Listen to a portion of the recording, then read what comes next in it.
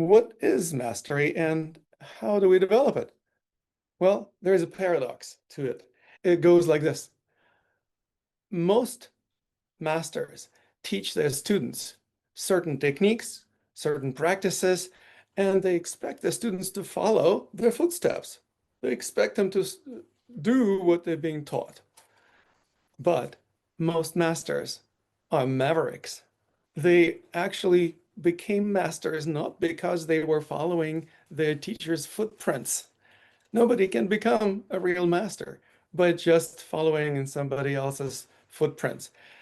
You have to develop something of your own, something authentic, something value, and that requires doing exactly that which you're not supposed to do as a student. That requires developing something that you were not taught by your master, or maybe transforming what you learned into something novel or something different, authentic to you. Authenticity is something that unfortunately is not taught very often by masters. That's probably why there are so few of them. Because if masters teach how to be a good follower, they are not teaching how to be an up-and-coming master. That is what I specialize in. That's what I'm here for. And I want to welcome you to the land of opportunity, land of paradox, the land of self-mastery.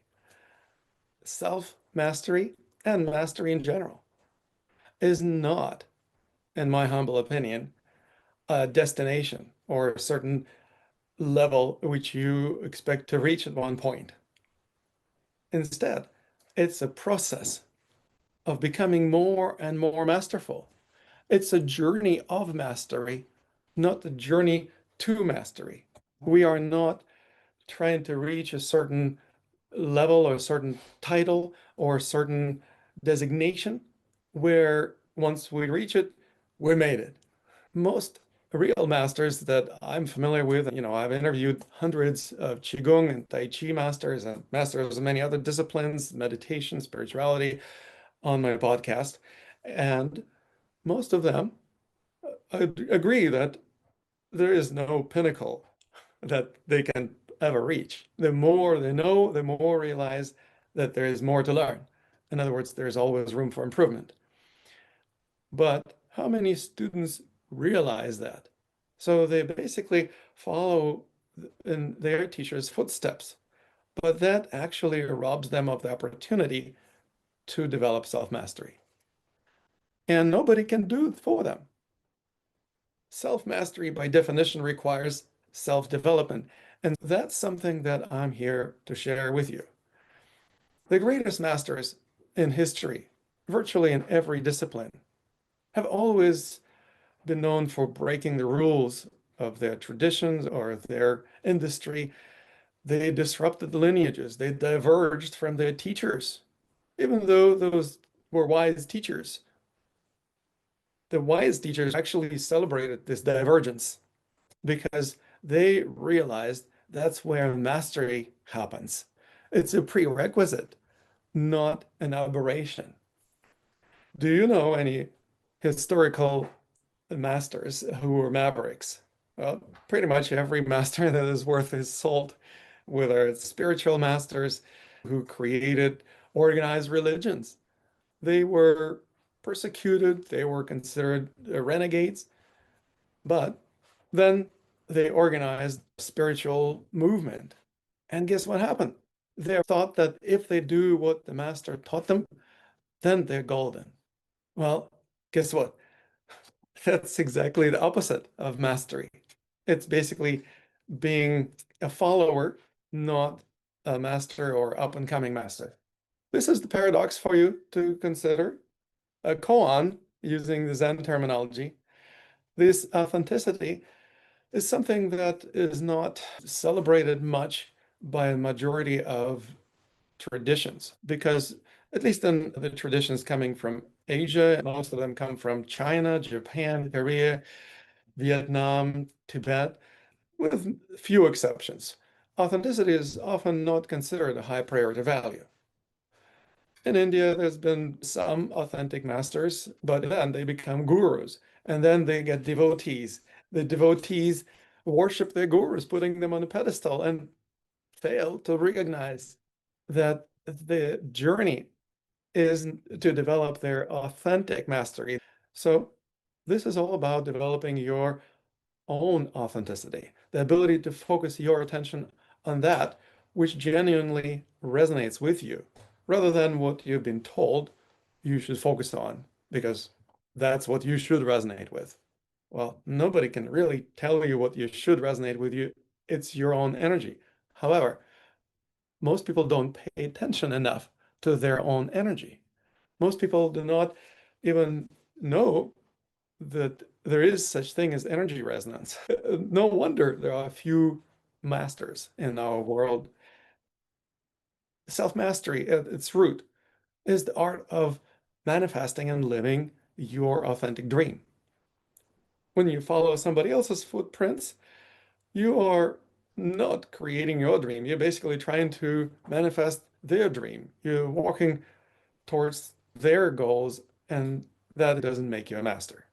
That's a skilled performance or a skilled ability to do something that you were taught, but that doesn't make you a master. Another thing about mastery is that often we are told that we need to have certain intentions, we have to have certain goals. But guess what? Most goals are extrinsically motivated because they were influenced by other people's opinions, expectations, the social mores, social media these days, or any type of media for that matter. When you set your intention, you also assume that what you pursue is going to be good for you. And how often do we really know what's good for us? Those assumptions are dressed in a borrowed language, somebody else's definition of success, of wellness, of fulfillment. They create counterfeit authenticity, a form of self-direction without a compass. That's why I don't coach people in setting up goals. Now, what do you do if you don't coach people about goals? I coach them about finding their own dreams. Dreams are by and large much more intrinsically motivated. They are more authentic to you. If you focus on your dream, it means you are much more likely to achieve your self-mastery and self-actualization. How do you know which dream is yours and which isn't? Well, it's actually easier to find out than it might seem because everything in dreams is energy. Whatever you think of, any thought forms, any images, any ideas, any course of action you contemplate, it's all made of energy. And that is an invitation to practice energy resonance. Energy resonance is something that requires paying attention to energy. So that is what is crucial for developing this level of authenticity. And it's crucial for developing another really important thing, and that is discernment. That's right. Discernment is the most intelligent decision-making mechanism that I know of. When you practice discernment, you are not operating in the dualistic black and white perspective, looking at labels. This is good, this is bad. Authentic discernment is something that is based on energy resonance. When you focus your attention on that which you resonate with more, you see, it's all relative. It's not good energy, bad energy. It's not just resonance and dissonance. It's all on the scale. It's all relative. So if there is greater resonance with something and less resonance with something else, then you can discern. And this discernment is going to be more authentic to you. And it's also going to be subject to change because what you resonate with one day or one year may be different from what you resonate with next day or next year. That means you are not stuck in a perspective and you're not trying to fit into somebody else's expectations or social milieu. It's not static. You don't depend on social agreements. Now, that is what I call authenticity.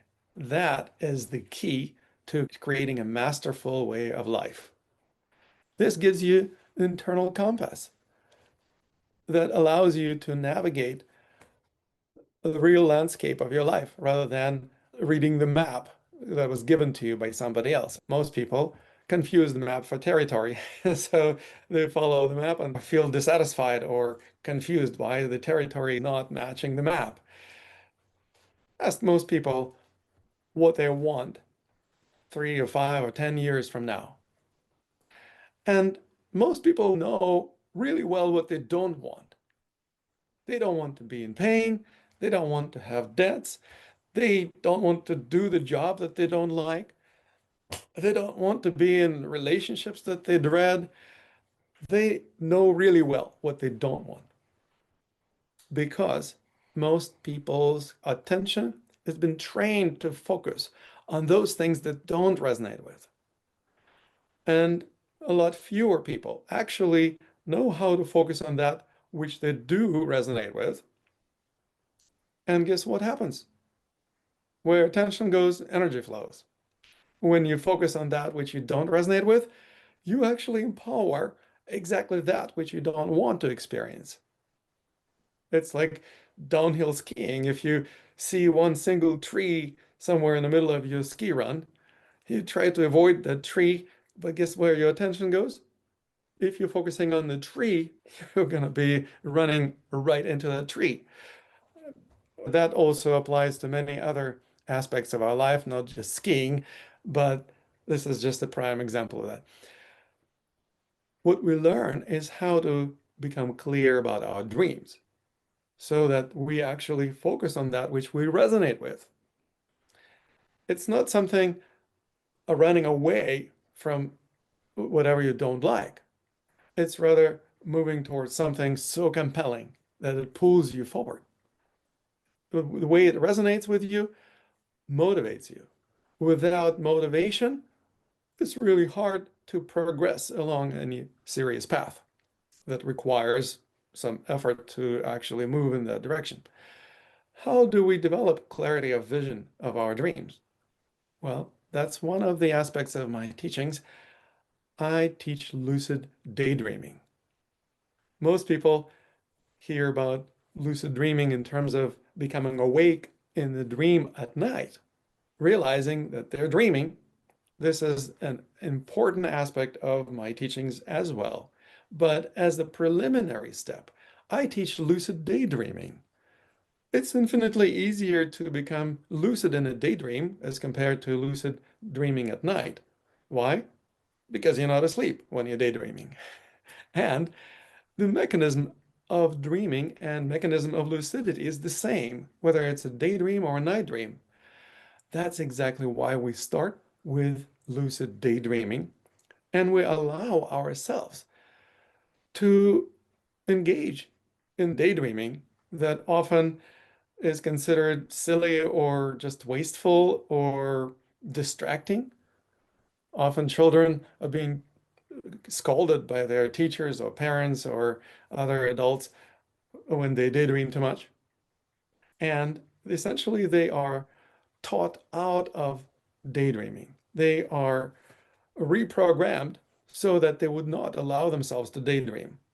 And to add insult to injury, there are meditation teachers.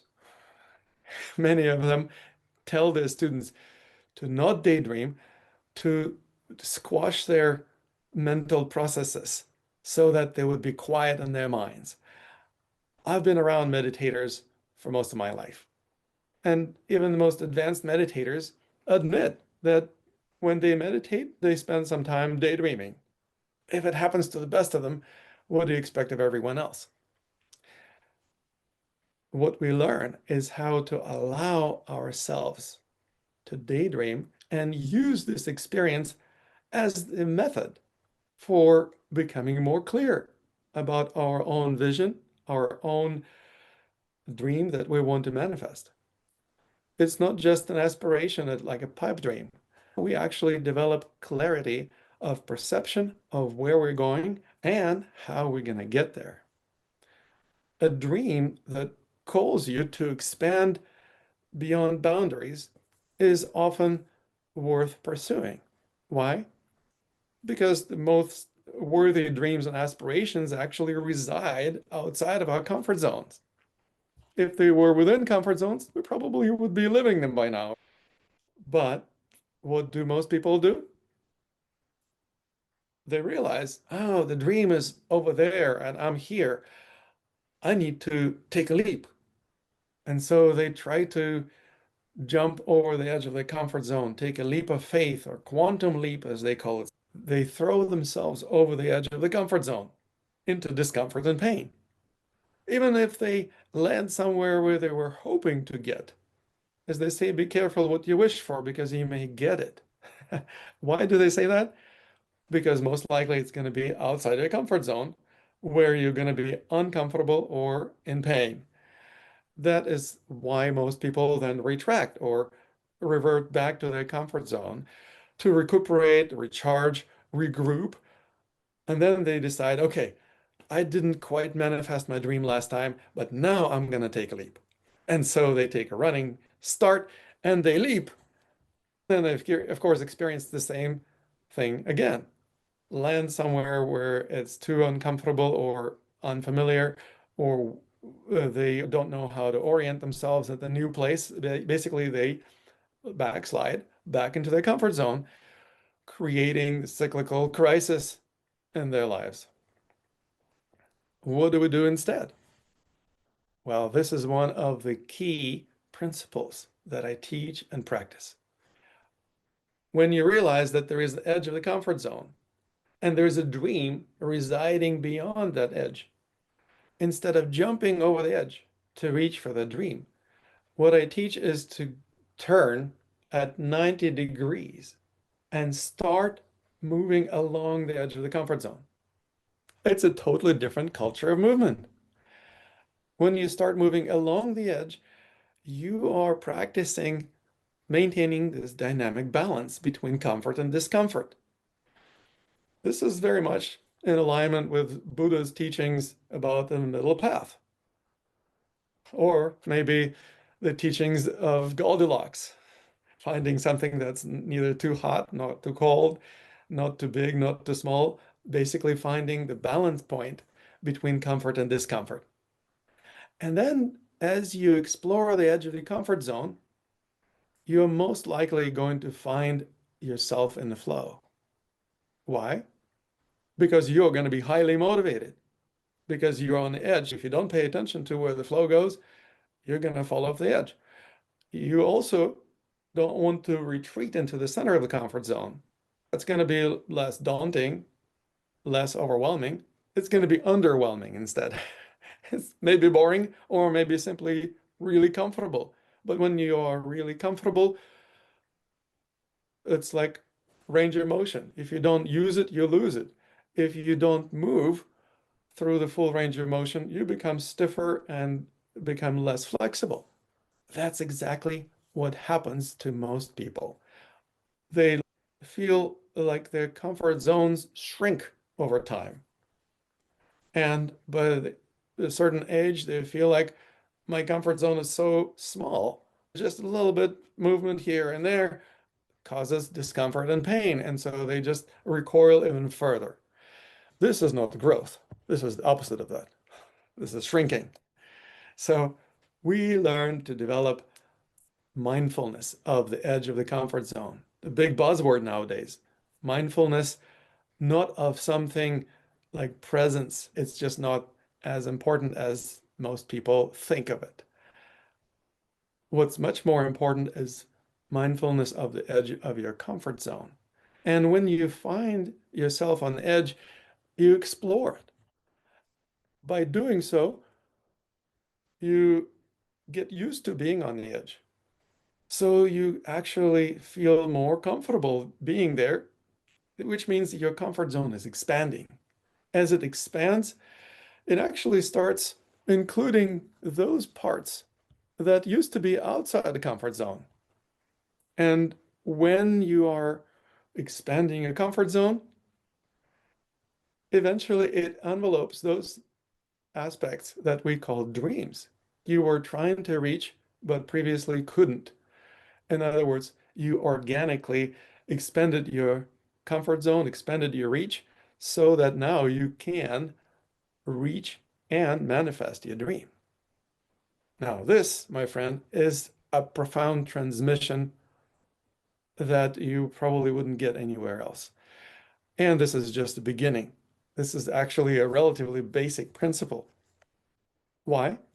Because once you start learning how to manifest your dreams, you find yourself on a path of mastery, not the path to mastery, where there's some kind of destination, a finish line, but rather on a path of mastery, because this dream that you just achieved is yet another step on this journey.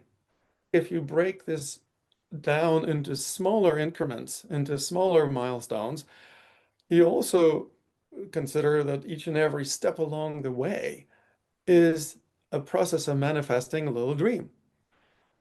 So that literally transforms this whole journey of mastery into the process of manifesting and living our dreams each and every step along the way. Now, you might be thinking, okay, now what? I figured out how to manifest my dreams. What do I get from that? Well, you start living a dream life, and you also experience what we call enlightenment. If Buddha Shakyamuni is called Buddha, which means awake one, why did he call himself awake? Because he awakened to the true nature of our lives, the dreamlike nature of them. And that is exactly why we learn how to become capable of manifesting and living our dreams. Because when you realize you are dreaming, you're living a dream, you become lucid in this big dream that we call daily life. So these are not just milestones. These actually are the steps of enlightenment. Another thing that we also study is how to develop awareness of both mind and body, because they're not two separate things. They are parts of the same organism. Some people might say it's like the two sides of the coin, like heads and tails. And guess what? We want to learn how to pay attention not just to the imprints on one side of the coin or the other. We want to pay attention to the gold that this coin is made of, metaphorically speaking. In case of the human being, what is this gold? That is the thing that keeps the mind and body together in one living organism. It's life force. Awareness of energy is what gives you genuine discernment, not judging based on labels, good and bad, but sensing energy resonance. It also gives you awareness of flow, of energy, because everything is energy in this dream. And being able to sense the flow is the key to the art of being in flow, which just happened to be the title of my first book, The Art of Being in Flow. What it also does for you, it gives you the sense of being alive, because you start experiencing the flow of life force within you firsthand. Instead of just observing life happening or listening to it or looking at it, maybe smelling it or touching it, you develop the firsthand experience of being alive. Who wouldn't want that, right? A lot of people live secondhand lives, but we want to learn how to develop the firsthand experience of being alive. We want to pay attention to this space between these two sides of the coin. And that is something that virtually no tradition has fully mapped. That's where my mastery becomes handy. I spent my entire life learning how to connect the dots, build bridges between different systems, traditions, arts. 20 years ago, I pioneered Qigong coaching by integrating Qigong, the energy art, and the modern coaching methodologies, which I studied with some of the world-class coaches, including Tony Robbins, Brendan Burchard, and Michael Hall. And then I didn't stop. It wasn't enough for me to create the profession of Qigong coaching. 10 years ago, I created dream yoga coaching. I realized, why am I keeping dream yoga, my spiritual practice, separate? I want to integrate it into my line of work. So I created dream yoga coaching, where I actually integrated the spiritual discipline with the coaching methodologies that I already been practicing, and started offering to my clients and students the opportunity to become more awake in their lives, manifest their dreams, and develop greater discernment and enlightenment. But guess what? I haven't been resting on laurels. This year, I created the new profession by integrating dream yoga and Qigong coaching, plus Tantra.